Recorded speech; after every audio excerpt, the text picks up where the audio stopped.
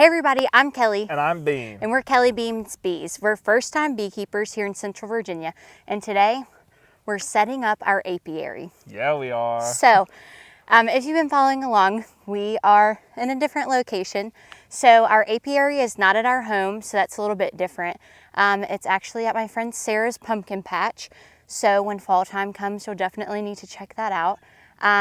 Yeah, so we're really excited to be here and to set up all of our things. So you're probably wondering what's around us. Yeah, what is all of this? That's an electric fence. So we're trying to keep the predators out. So mainly bears. Yeah, so bears like to destroy. You guys know that.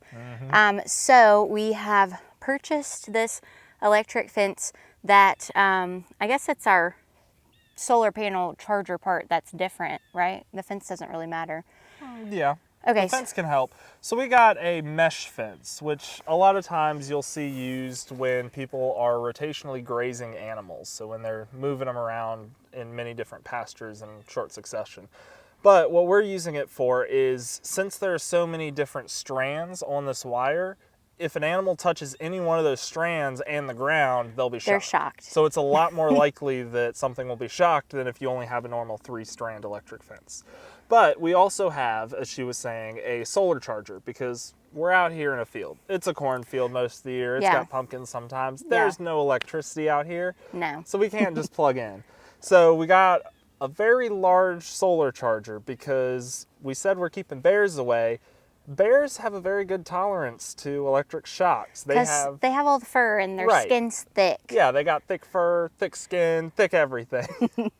So we want to make sure that if we are shocking bears, that they're actually going to feel it. We don't want to give them a little tickle because they're not going to run away. Bees are too tasty. The hive, they want the honey. They want the honey, they want the brood, they want everything. Yeah. They just want to eat it all up. So we got to make sure to really keep them away. Yep, so that's what's on our perimeter here. Yep, which, just so that you all are aware, if you're wondering about this, what I had read, I've never interacted with a bear with my electric fence since we set it up today, but it sounds like your electric fence needs to be somewhere in the range of 0.75 output joules or 1 output joule when you are trying to keep bears away. That or higher will be fine. So we've made sure that our solar charger is above that and we should be good. Sure. So a lot of them are more for like chicken, you know, like smaller Yeah, you're animals. trying to keep your livestock in a lot of the time, so you don't need that much of a shock. But we're trying to keep predators out, so. Right, so you just want to make sure you check that when you are purchasing one yourself. So you might also be wondering, what is Bean sitting on? Yeah, what is this thing? So, super cool, right? Yeah, it is. I'm coming around the back. Okay. So this is our hive stand. We decided to go with, where's this from? Do you remember? This is, so the website in America is Better Bee, but the company is Lyson or Leeson. Not quite sure how it's actually pronounced. Yeah. But that's where these metal stands came from. Yeah. So they're really nice because they're adjustable. Right. So you can move them up and down. Each individual leg is adjustable. Yeah. So all if you're 4. on uneven terrain, like where we are here, we're on a hill. And if you don't make sure that your beehives are leveled, you can run into a lot of problems that we'll go into in a minute. But you want to make sure, you know, whatever hive stand you have, you're able to level out or you find some flat ground. So why is it important for it to be level? It's a good question.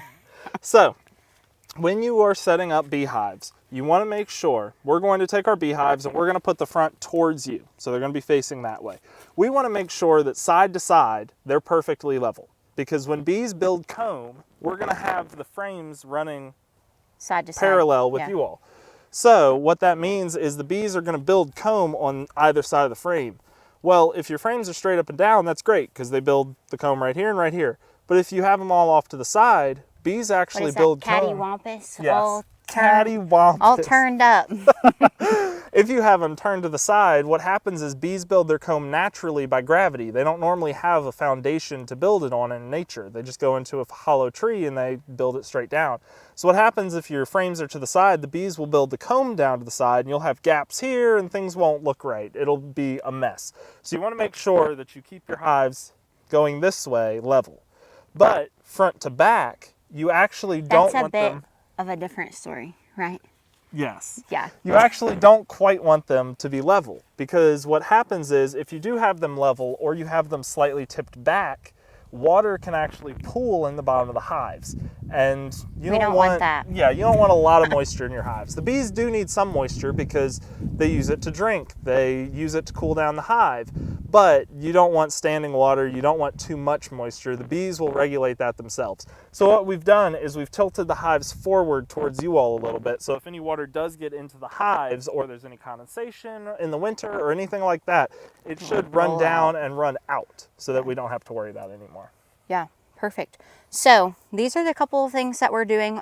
We still have to electrify our fence using the solar panel, like Dean said.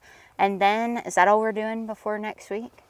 I think for today, that's it. Yeah. We brought a big wheelbarrow up here, and we're going to use that to transport things back and forth because the path up here can get a little rough if it gets too wet, so we might have to walk it. And the cam isn't four-wheel drive. No.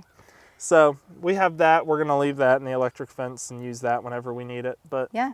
So then our other things we have to do next, we have to paint our boxes and equipment that are going to be out here. Yep. So we're painting them for the weather. Which you'll probably see that video coming out pretty soon after you see this one. Yes. So these, you're probably wondering, why didn't we do anything with these boards? These are pre-treated, so we'll probably have to stain them later. We can't do anything with them now. But right now they're still kind of wet, so you can't stain it when they're wet. Right. Kind of like a deck.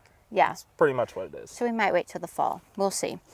So we're going to paint our equipment, and then next weekend we get our bees. So yeah, we do. Then we will be coming back out here to Sarah's pumpkin patch.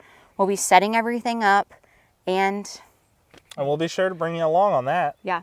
Yep. So thanks for being here, and we'll see you guys soon. Stay tuned. Bees out.